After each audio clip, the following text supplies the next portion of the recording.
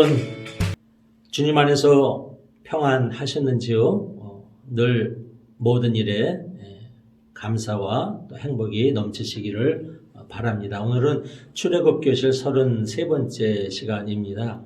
지난 시간에 배운 내용을 우리가 생각해 보면 언약법에 대해서 공부를 했지요. 언약법의 핵심, 언약법의 정신은 카도시와 샬롬이라 하는 것이죠. 그래서 예수께서 율법의 정신에 대해서 말씀하실 때 먼저 하나님을 사랑하라. 이것이 카도시의 삶입니다. 즉 거룩한 생활을 통해서, 거룩한 예배를 통해서 우리가 하나님을 사랑할 수 있습니다. 또 예수님께서 말씀하신 이웃을 사랑하라는 말씀은 바로 샬롬을 의미합니다. 이웃과 평화를 도모하고 깨어진 관계를 다시 온전하게 서로 만들어가는 것, 이것이 이웃사랑이죠. 그래서 우리 그리스도인들은, 하나님의 백성은 늘 샬롬과 카도시, 예수께서 말씀하신 하나님 사랑과 이웃 사랑을 실천하며 살아야 한다 하는 것입니다. 오늘은 출애굽기에서 24장의 말씀을 함께 나누겠습니다. 먼저 24장 3절에서 8절까지 말씀을 읽도록 하겠습니다. 모세가 백성에게 와서 야훼의 모든 말씀과 법규를 자세히 일러주자 온 백성은 입을 모아 야훼께서 말씀하신 대로 다 따르겠습니다 하고 대답하였다. 모세는 야훼의 말씀을 다 기록한 다음 아침에 일찍 일어나 산 밑에 제단을 쌓고 이스라엘의 12지파를 표시하는 돌 기둥 12개를 세워 놓았다. 그리고 이스라엘 백성 중 몇몇 젊은이들을 그리로 보내어 야훼께 번제를 올리게 하고 소송아지들을 잡아 화목제를 드리게 하였다. 모세는 그 피의 절반을 담아 바다 항아리에 담아 놓고 그 절반은 제단에 뿌렸다. 그리고 나서 계약서를 집어들고 백성에게 읽어 들려주었다. 그러자 그들은 야훼께서 말씀하신 대로 다 따르겠습니다 하고 다짐하였다. 모세는 피를 가져다가 백성에게 뿌려주며 이것은 야훼께서 너희와 계약을 맺으시는 피다. 그리고 이 모든 말씀은 계약의 조문이다 하고 선언하였다. 아멘. 오늘 말씀은 시나이 산에서 하느님께서 이스라엘 백성과 계약을 맺으시는 내용이지요. 하느님께서 이집트에서 이스라엘 백성들을 끌어내 오셨습니다. 그리고 이제 시내산에서 이스라엘 백성들이 어떻게 살아야 할지 하느님의 말씀, 율법을 내려주시고, 그리고 이제 그 계약, 율법을 그대로 실천하며 살겠다는 다짐을 받아내시는 계약식을 체결하는 내용이 24장의 내용입니다. 1절에서 11절이 바로 그 내용이고, 또 12절부터 18절까지는 또 모세가 다시 시내산으로 올라가는 내용을 다루고 있습니다.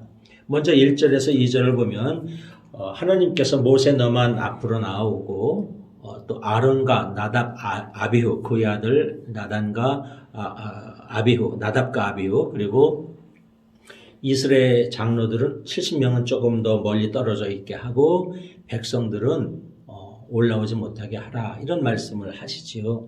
자, 이것을 우리가 어떻게 생각해야 할 것인가? 하나님께서 왜 하나님을 중심으로 모세, 아론과 나답과 아비후, 이스라엘 장로들, 백성 이렇게 거리에 차등을 두게 하셨는가 하는 것이죠. 혹시 하나님께서 하나님의 백성들을 차별하는 것은 아닌가 이렇게 생각할 수는 있지만 그렇지 않습니다. 이것은 오히려 하나님께서 이스라엘 백성들을 보호하시기 위함입니다. 거룩하신 하나님은 우리의 사람들이 직접 보거나 가까이 다가갈 수 없습니다. 여러분 한번 태양을 보십시오. 저 뜨거운 밝은 태양, 굉장히 밝지만 우리가 태양을 맨눈으로 볼 수 없습니다. 너무너무 밝아서 맨눈으로 태양을 보면 우리 눈이 상합니다. 아주 뜨거운 용광로도 마찬가지죠. 너무너무 뜨거운 곳에 우리 사람은 가까이 갈 수 없습니다. 너무 가까이 가면 우리는 다칩니다. 죽게 됩니다. 거룩도 그러합니다. 거룩이라는 것은 우리가 이렇게 밝은 태양을 감히 우리 눈으로 볼 수 없듯이 거룩하고 거룩한 존재인 하나님 앞에 우리가 가까이 함부로 갈 수 없다 하는 것이죠. 그래서 하나님께서는 이스라엘 백성들을 보호하시기 위해서 이렇게 거리로 떨어져 있게 이렇게 이제 하십니다. 이사야 예언자를 보죠. 이사야 예언자도 한 상 중에 하느님을 보면서 이사야 예언자가 제일 먼저 뭐라고 말씀합니까? 거룩하시다, 거룩하시다, 거룩하시도다. 이렇게 하나님의 거룩을 얘기하면서 이제 나는 죽었다. 부정한 내가 하느님을 보았으니 나는 죽었다. 이런 말을 하지 않습니까? 이것이 거룩한 존재를 만난 거룩한 존재 앞에 선 그 사람의 마음을 보여주고 있습니다. 그래서 하나님께서는 이스라엘 백성들을 멀리 떨어지게 하셔서, 즉 이스라엘 백성들을 보호하시기 위해서 그렇게 떨어지게 하셨다 하는 것이죠. 그 다음에 나답과 아비후가 이제 함께 아버지인 아론과 함께 이제 모세 다음에 서게 되는데, 나답과 아비후는 하느님 앞에 나아가는 아주 그 영광을 받죠. 그런데 우리가 한번 나중에 한번 보겠습니다. 저 레위기 10장 1절에서 2절을 보면은 그 나답과 아비후가 그 하나님께서 지시하지 않은 불을 담아서 하나님께 나가다가 죽게 됩니다. 다른 불을 하나님께 올리게 되는 것이죠. 즉 자기 방식, 하나님께서 원하시지 않는 그런 다른 예배, 정성이 없는 예배를 드렸다가 죽게 됩니다. 처음에는 하나님 앞에 나아가는 그 영광스러운 자리에 있던 나답과 아비후가 나중에는 하나님으로부터 멀어지는 그런 그 아주 안타까운 일을 당합니다. 이처럼 우리가 하나님 앞에 나아가는 것은 언제든지 첫째가 꼴찌가 될 수 있고 또 꼴찌가 첫째가 될 수 있습니다. 그러므로 우리는 늘 겸손하고 또 경건하고 또 우리는 늘 이러한 마음으로 우리 하나님 앞에 우리가 늘 서 있어야 합니다. 그래야 우리는 하나님의 은혜에서 멀어지지 않을 수 있다 하는 것이죠. 장로들 70명은 성경에서 많이 나오는 숫자입니다. 70 또는 72. 이건 아주 상징적인 숫자인데 창세기를 보면 노아 후손들이 갈라진 그 후손들의 수가 70 종족으로 나옵니다. 그리고 이집트에 간 야곱의 가족들도 70명으로 나오고 또 이스라엘 백성들이 애굽에서 나올 때 엘림 광야에서 종려나무도 70그루가 있었다 이렇게 되어 있고 누가복음을 보면 예수님의 제자들을 보면 예수께서 72제자를 복음을 선포하러 보내시는 내용도 나옵니다. 그래서 70 또는 72는 우리 성경에서 완전한 숫자를 의미하고 이스라엘의 대표를 의미한다 하는 것이죠. 3절에 보면 모세가 백성에게 와서 말씀과 법규를 일러주자 온 백성은 입을 모아 다 따르겠습니다. 준행하겠습니다 하는 것이죠. 한자어로 준행입니다. 개역성경에는 준행하겠습니다 라고 나와 있습니다. 히브리어로 나아세, 동사로는 아사입니다. 아사. 이것이 준행하겠다는 말입니다. 아사. 그 다음에 4절을 보면 모세가 말씀을 다 기록한 다음 산 밑에 제단을 쌓고 12지파의 상징인 그 돌기둥을 세웠다 이렇게 되어 있습니다. 모세가 말씀을 다 기록했다라고 24장 4절에는 나와 있죠. 여러분 10계명은 누가 기록했다고 알고 계신지요? 모세가 기록했습니까? 아니면 하나님께서 기록하셨습니까? 성경에는 둘 다 맞습니다. 성경에는 모세가 기록했다고 나오는 규절도 있고 하나님께서 직접 기록하셨다는 규절이 있습니다. 아마 성경의 그 여러 개의 전승 자료들이 함께 이렇게 그 하나로 합쳐지면서 이러한 그 일이 있었던 것 같습니다. 그래서 성경을 보면 모세가 직접 기록했다는 말씀이 나오는데 오늘 24장 4절 그리고 출애굽기 34장 28절을 보겠습니다. 모세는 거기에서 야훼와 함께 40주야를 지내는 동안 빵도 먹지 않고 물도 마시지 않았다. 그는 계약의 조문들인 10계명을 판에 기록하였다. 네. 출애굽기 34장을 보면 모세가 시내산에서 40주야를 금식하면서 하느님의 말씀을 기록했다라고 나와 있습니다. 또 다른 곳에는 하나님이 직접 기록하신 것으로 나와 있는데 사실 성경을 보면 하나님께서 직접 기록하셨다는 말씀이 더 여러 번 나옵니다. 24장 12절에도 그렇게 나오고 또 신명기 9장 10절을 보겠습니다. 그때 여호와께서 나에게 두 돌판을 주셨는데 거기에는 하느님께서 손수 손가락으로 쓰신 글이 적혀 있었고 네, 거기 보면 모세가 말씀하기를 하나님께서 직접 손가락으로 쓰셨다라고 되어 있습니다. 그래서 성경에는 출애굽기에는 하나님께서 이 10계명을 모세가 직접 썼다는 그 곳도 나오고 하나님이 직접 쓰셨다는 곳도 나옵니다. 그래서 우리 이 두 가지를 다 이해하고 있으면 되겠습니다. 모세가 제단을 쌓죠. 아마 소박하게 쌓았을 것입니다. 그리고 돌 기둥 12개를 세웠다. 12개는 이스라엘의 12지파를 의미하는 것이고 돌 기둥을 왜 세웠을까 하는 것이죠. 고대 근동을 보면 특별한 계약이나 의식을 맺고 나면은 그것을 기념하기 위해서 또는 그것을 증거로 삼기 위해서 돌 기둥을 세우는 일들이 많았습니다. 창세기 28장 10절에 보면 야곱이 하나님께 나아가다가 베델에서 천사들이 하늘을 오르내리는 것을 보죠. 거기서 야곱이 하나님을 만나죠. 그러고 나서 야곱이 제일 먼저 한 것이 뭡니까? 석상, 돌기둥을 세우고 거기서 이제 또 소원을 하죠. 그것을 기억하고 기념하기 위함입니다. 또 창세기 31장 45절에 보면 야곱과 라반이 서로 계약을 맺고 거기다가 또 돌기둥을 또 이렇게 높이 세웁니다. 이처럼 그 구약 시대에는 고대 근동에는 어떤 계약을 맺고 나면 그것을 기억하거나 기념하거나 또는 그것을 증거하기 위해서 돌기둥을 세우는 일들이 많이 있었다 하는 것이죠.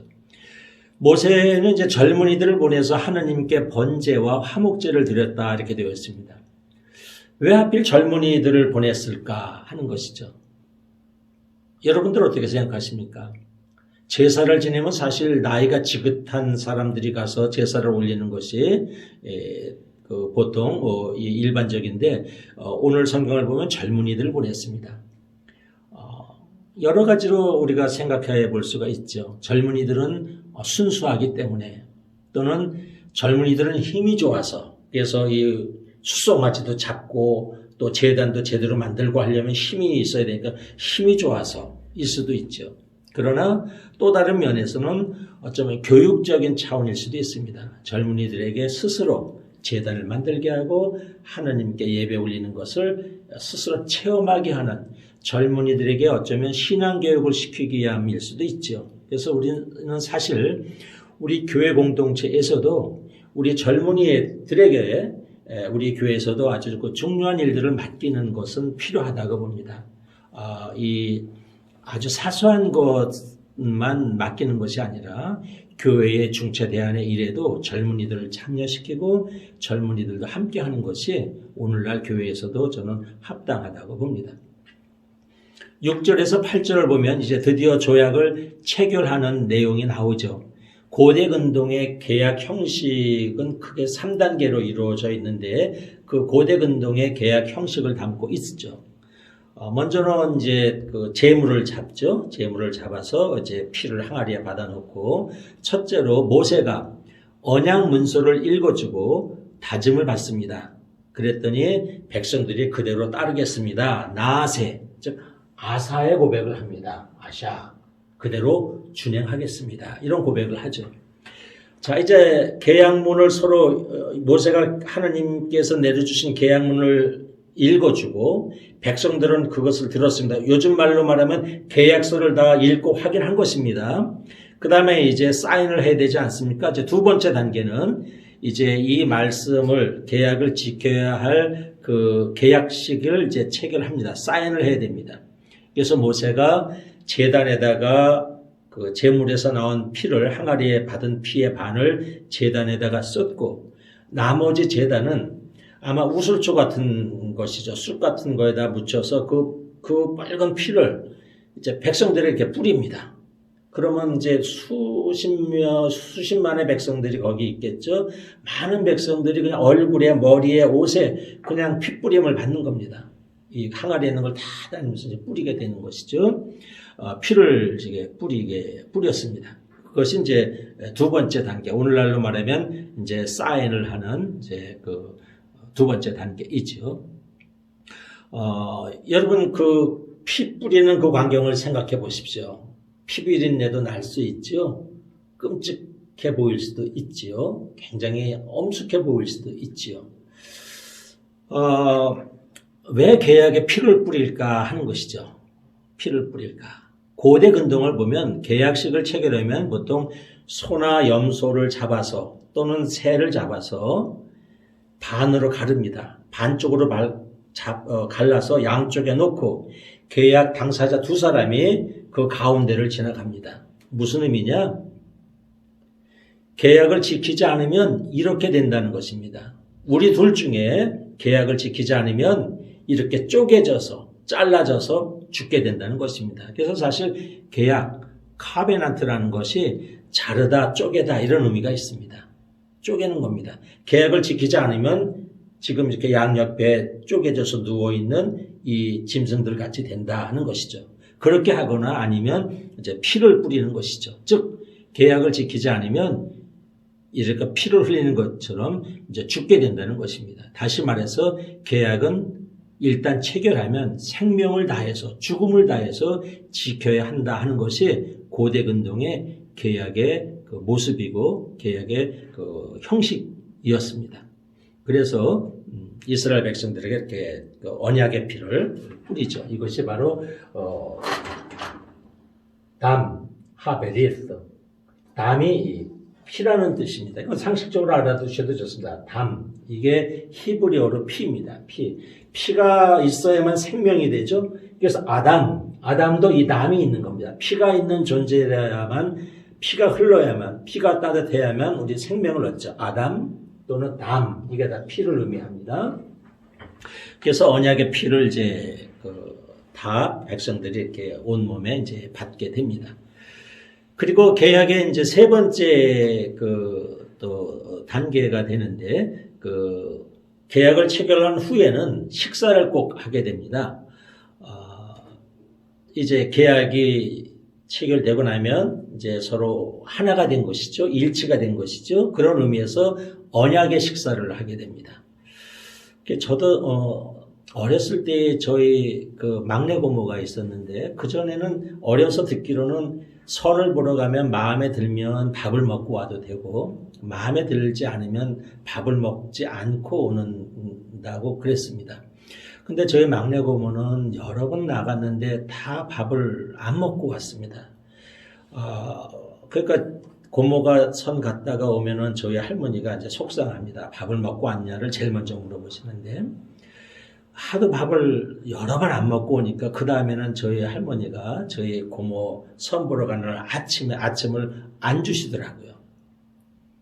좀 보기는 마음에 썩 안 들지라도 배가 고파서 먹고 오라고 그런 의미에서 아예 아침을 안 먹여서 보낸 적을 어렸을 때 본 적이 있는데 이 계약, 고대 근동의 계약이 그러합니다. 계약이 이루어지면 식사를 합니다. 식사.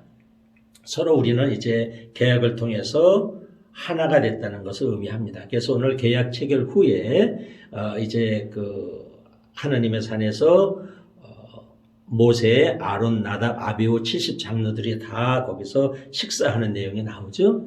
창세기 26장 30절에도 보면 이삭이 아비멜렉과 상호 불가침 조약 또는 우호 조약을 맺고 잔치를 베풀고 먹고 마셨다 하는 기록이 나오고 창세기 31장 15절을 보면 야곱과 라반이 계약을 맺죠. 라반이 자기 딸을 이제 주면서 우리 내 딸 라헬과 레아를 잘 데리고 살고 다른 데에 한눈 팔지 말라고 이렇게 조약을 맺고 계약을 맺고는 사위인 야곱과 함께 밤새 음식을 먹고 마셨다 하는 내용이 나옵니다. 이것이 고대 근동의 모습입니다. 계약을 체결하고 나면 식사를 합니다. 그래서 오늘도 성경을 보면 계약을 체결하고 나서 이스라엘 백성들이 하느님을 배우며 먹고 마셨다. 언약의 식사를 의미합니다. 물론 여기서 하느님을 배웠다는 것은 하느님의 얼굴을 직접 보았다는 것은 아닙니다. 제가 서두에서도 말씀드렸듯이 하느님을 우리가 직접 볼 수는 없습니다. 우리가 태양도 우리가 직접 맨눈으로 볼 수 없는데 어떻게 하느님을 우리가 맨눈으로 볼 수가 있습니까? 하느님은 맨눈으로 볼 수 없죠. 그래서 성경을 자세히 보면 그가 딛고 계신 곳, 즉 발등상, 발치를 보니 그 푸르기가 그 사파이어 또는 푸른 하늘 같았다. 말기가 하늘빛 같았다. 이렇게 되어 있죠. 이스라엘 장로들, 70장로들이 하느님 앞에서 먹고 마셨지만 하느님을 직접 본 것은 아니고 하느님의 현존 안에서 먹고 마셨음을 말씀하고 있습니다. 우리는 하느님을 직접 볼 수는 없죠. 그런데 오늘 하나님께서 이것을 허락하신 것이죠. 계약을 맺었고 그래서 하나님께서 허락하셔서 하느님의 현존 안에서 이스라엘 이 장로들이 먹고 마시죠. 하느님의 거룩하심은 하느님의 현존은 하느님의 진리는 보여주셔야 볼 수 있습니다. 여러분 하느님의 진리, 하느님의 사랑, 하느님의 은혜는 맨눈으로 보이지 않습니다. 보여주셔야만 하느님의 섭리와 하느님의 진리와 사랑을 볼 수 있습니다. 그래서 우리가 은혜라고 하는 것입니다. 여러분 하느님께서 하느님의 진리와 하느님의 사랑과 하느님의 말씀과 하느님의 깊으신 뜻을 여러분에게 보여주시는 그런 은총이 있기를 간절히 바랍니다. 자, 12절에서 18절까지를 보면 모세가 시내산에 올라가 40일 동안 있었다 하는 내용입니다. 1절과 11절 이 부분하고 12절부터 18절까지 부분은 썩 자연스럽게 내용이 이어지지는 않습니다. 모세가 지금 백성들과 계약식을 체결했는데 12절부터 보면은 다시 계약식 체결 이전의 내용을 암시하고 있습니다. 하나님께서 모세에게 다시 시내산으로 올라오라. 그러면 내가 너에게 율법과 계명에 담긴 그 돌판을 주겠다. 이렇게 말씀을 하십니다. 그래서 그는 40주야 시내산에 올라가서 40주야를 있었다. 이런 내용이 나오죠. 이 내용은 전체적으로 계약 체결 이전의 내용을 담고 있어서 아마도 이것은 출애굽기가 편집될 때에 여러 가지 편집, 전승이 함께 합쳐지는 과정에서 또 이러한 일이 있었던 것 같습니다. 이 내용은 32장에서 또 조금 더 다루도록 하겠습니다. 모세는 시종 여호수아만을 데리고 시내산으로 올라갔다라고 여기는 되어 있죠. 장로들에 대한 언급은 없습니다. 여기부터는. 자, 그리고 모세는 시내산에 올라가면서 내가 없는 동안에는 여러 가지 일들이 생기면 아론과 후르와 의논을 하시오 하면 이렇게 당부를 하고 이제 시내산으로 올라갑니다. 자, 여기서 여호수아는 누굴까? 모세의 시종이라고 나오는데 여호수아에 대해서는 우리가 출애굽기 17장에서 우리가 한번 본 적이 있죠.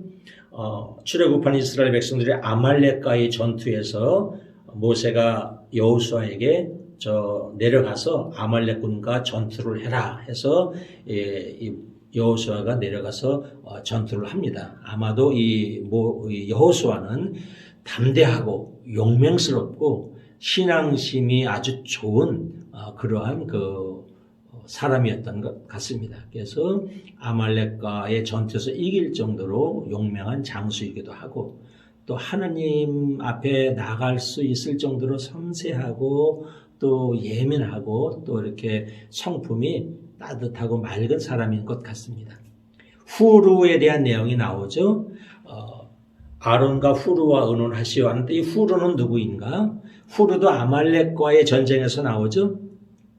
아말렉과의 전쟁을 할 때 모세가 팔을 들면은 이스라엘 백성이 이기고 이게 너무 오래 들고 있어서 힘이 들어서 팔을 내리면 아말렉이 이깁니다.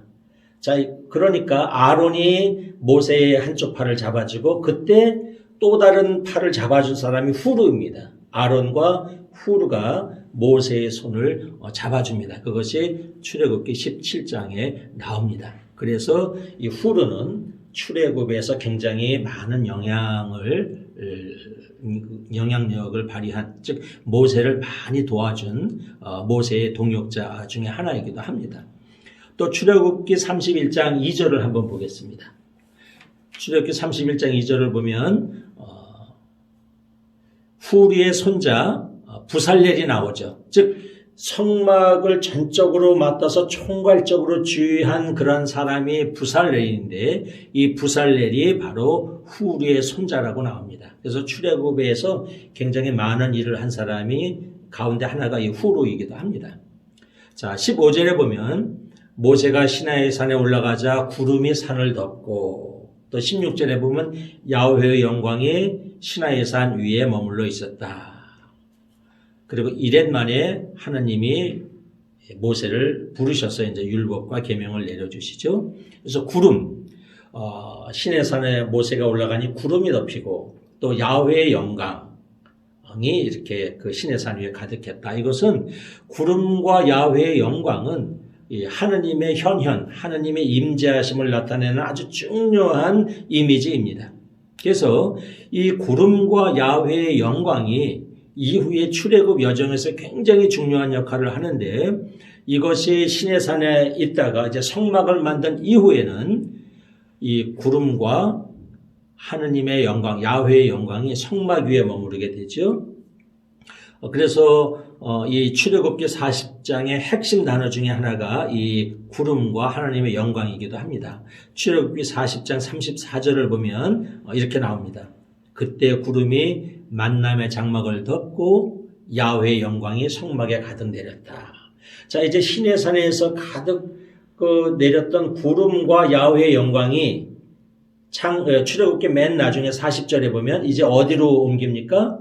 성막 위로 갑니다. 그래서 성막이 있는 곳에 늘 하느님의 구름과 하느님의 야훼의 영광이 내렸다. 그래서 그 성막 위에 내린 구름 기둥이 올라가서 이동하면 이스라엘 백성들이 이동하고, 구름 기둥이 계속 이동하지 않고 머물러 있으면 이스라엘 백성들이 머물러 있고, 야훼의 영광이 불기둥으로 움직이면 밤일지라도 이스라엘 백성들은 움직이고, 야훼의 영광이 밤에 움직이지 않고 있으면 이스라엘 백성도 움직이지 않고 이렇게 됩니다. 그래서 모세가 올라가서 경험한 하느님의 현존을 상징하는 구름 기둥과 야훼의 영광이 아주 중요한 것인데, 이것이 시내산에서 성막을 만든 이후에는 성막 위로 이제 옮겼다 하는 것이죠. 그래서 그때부터 이스라엘 백성들은 무엇을 따라 움직이게 됩니까? 구름 기둥과 불 기둥을 따라 움직였다 하는 것이죠. 저는 오늘 이 시간 하느님께서 우리에게도, 저와 여러분에게도 이 구름 기둥과 하느님의 영광을 우리에게도 늘 내려주셔서 저와 여러분의 인생길을 비추어 주셔서 낮과 밤을 비추어 주시고, 가야 할 때와 멈출 때를 알려주시고, 어떤 일을 해야 할 때와 그만할 때를 알려주시고, 또 건강할 때와 아플 때에도 어떻게 할지 지혜를 내려주시고, 또 형통의 시기와 시련의 시기에 우리를 이끌어 인도해 주시는 그런 은혜가 있기를 간절히 바랍니다. 이스라엘 백성들은 이 구름 기둥과 불 기둥이 이끌어 주셔서 출애굽기 40년을 통해서 가나안 땅에 들어가는데, 저와 여러분의 인생에도 하느님께서 내려주시는 구름 기둥과 불 기둥이 우리의 인생을 이끌어 주시기를 간절히 바랍니다. 그런 은혜가 있기를 간절히 바랍니다. 자, 24장은 하느님과 이스라엘 사이에 언약식이 체결되었음을 말씀합니다. 서두에 말씀드렸죠. 언약식은 크게 이 3단계로 이루어집니다. 먼저 모세가 이스라엘에게 계약 조문을 들려주죠. 그러니까 이스라엘 백성들이 다 듣죠. 그리고 준행하겠습니다. 아샤의 대답을 합니다. 그리고 듣고 나서 이제 사인을 하죠. 그 과정이 뭡니까? 다 백성들에게 이제 피를 뿌리는 것이죠. 제단에도 뿌리고, 또 이스라엘 백성들에게도 피를 뿌리죠. 그 다음에 체결 후에 이제 언약식 체결 후에 먹고 마시는 그런 그 과정이 있죠. 먹고 마셨다는 것은 이제 우리는 이제 하나다. 이제 우리는 일치가 되었다. 이제 우리는 평화의 관계가 되었음을 상징적으로 의미하는 것입니다. 이것이 고대 근동의 계약의 큰 그 형식입니다. 성경에도 모든 계약이 이런 방식으로 나와 있죠. 그래서 이 구약의 언약식에는 반드시 있어야 하는 것이 있는데 이 언약의 피, 하베릿 담, 하베릿 담, 언약의 피입니다. 언약의 피. 이 피가 꼭 있습니다. 피가 있어야 합니다. 피. 그 다음에 이 준행, 아샤. 즉, 동의가 있어야 되지 않습니까? 서로의 동의. 이것이 이제 준행입니다. 우리가 그대로 준행하겠다. 그래서 구약의 언약식에서 가장 중요한 것은 이 언약의 피와 준행의 약속입니다. 아샤. 언약이라는 것은 카베넌트, 히브리어로 하베릿입니다. 베리트는 동사인데 자르다. 마치 우리 동물을 반으로 자르는 것이죠. 자르다, 또 끊다, 쪼개다 하는 것이죠. 여러분, 동물을 자르거나 끊거나 쪼개면 어떻게 됩니까? 죽죠. 계약이라는 것은 이 카베넌트, 하베리트는 죽음을 의미합니다. 쪼개는 겁니다. 이 계약을 지키지 않으면 어떻게 된다는 거예요? 쪼개진다는 겁니다. 즉 죽는다는 겁니다. 이것이 무서운 그러므로 이 계약의 의미는 굉장히 무서운 것입니다. 엄중한 것입니다. 그래서 이 구약에서 이 언약 계약을 한다는 것은 생명을 거는 약속입니다. 생명의 상징인 피가 그래서 이 담, 피가 등장하는 것입니다. 그 다음에 준행하겠다는 아샤가 있어야 됩니다. 아샤. 계약을 하면 꼭 준행을 해야 합니다. 이 아샤라는 것은 행동하다, 힘쓰다, 또는 행하다 하는 것이죠. 영어로 hear 또는 listen to, 듣고, 그 다음에 obey, 복종하는 것, 행하는 것. 이것이 아샤입니다. 계약에는 바로 이 두 가지가 꼭 있어야 됩니다. 구약 성경에서 이 중요한 이 언약 계약의 개념이 신약에도 그대로 나오지요. 먼저 히브리서 9장 22절을 보겠습니다. 율법에 따르면 피로써 깨끗해지지 않는 것이 거의 없습니다. 그리고 피 흘리는 일이 없이는 죄를 용서받지 못합니다. 네, 우리 신약 성경에서도 특별히 히브리서는 이 계약의 구약 성경의 계약의 관점, 언약의 관점에서 예수님의 사역을 깊이 말씀하고 있습니다. 그래서 히브리서에 의하면 또 신약의 전체의 이 그 관점에 의하면 신약 성경에도 이 언약 계약의 관점이 들어갑니다. 그래서 사실은 예수께서 피 흘리시는 계약을 통해서 우리가 깨끗해졌다. 피로서 깨끗해지지 않는 것이 없다. 그리스도의 피 흘리는 일을 통해서 우리는 용서받았다. 이런 말씀을 히브리서는 아주 강력하게 우리에게 말씀하고 있죠. 그래서 신약은 오늘날 구약 성경에서 말씀하고 있는 신해산 계약의 완성자가 예수 그리스도라고 말씀을 하고 있습니다. 히브리서가 이에 대해서 아주 철저하게 말씀하고 있죠. 그래서 계약, 언약 또는 계약의 피 관점으로 예수님의 구원 사역을 설명해주고 또 말씀해주고 있습니다. 예수님께서도 직접 계약의 피에 대해서 말씀하신 적이 있습니다. 마태복음 26장 28절에 보면 제자들과 유월절 식사를 하시면서 이제 마지막 음식을 같이 나누시면서 포도주 잔을 드시고 이렇게 말씀하시죠. 이것은 나의 피다. 죄를 용서해 주려고 너희들과 많은 사람을 위하여 내가 흘리는 계약의 피다. 이렇게 말씀하십니다. 계약의 피. 하베릿 담. 언약의 피라고 말씀합니다. 언약의 피. 계약의 피에 대해서 말씀하시죠. 누가복음 22장 20절에는 거긴 또 이제 이렇게 나와 있는데 저녁 먹은 후에 잔도 그와 같이 하여 이르시되 이것은 제가 개역 번역을 읽겠습니다. 저녁 먹은 후에 잔도 그와 같이 하여 이르시되 이 잔은 내 피로 세우는 새 언약이니 하베릿 언약이니 너희를 위하여 붓는 것이다. 개역 성경에는 이 붓는 것으로 나옵니다. 이것은 아주 특별한 그 의미를 지니고 있습니다. 왜냐하면 오늘 구약 성경에도 보십시오. 모세가 피를 받아서 반은 제단에다 붓죠. 뿌린다기보다 제단에다 부었습니다. 그리고 또 반은 뿌렸습니다. 그래서 그런지 우리 복음서를 보면은 이 계약의 피, 예수님의 계약의 피를 어떤 곳에서는 내가 흘리는 피다라고 이렇게 그 번역이 되어 있고 어떤 곳에서는 너희를 위해서 내가 붓는 피다 이렇게 되어 있습니다. 이것은 이제 그 구약의 계약에 대한 절차를 잘 아는 그러한 그 관점에서 기록한 것임을 우리는 알 수 있습니다. 그래서 성경은 예수께서 십자가에서 흘리신 피가 그냥 창에 찔려서 나오는 어떤 그 생물학적인 피가 아니라 우리를 구원으로 우리를 하나님의 자녀가 되게 하는 계약의 피, 언약의 피, 하베리스 담이라고 말씀을 합니다.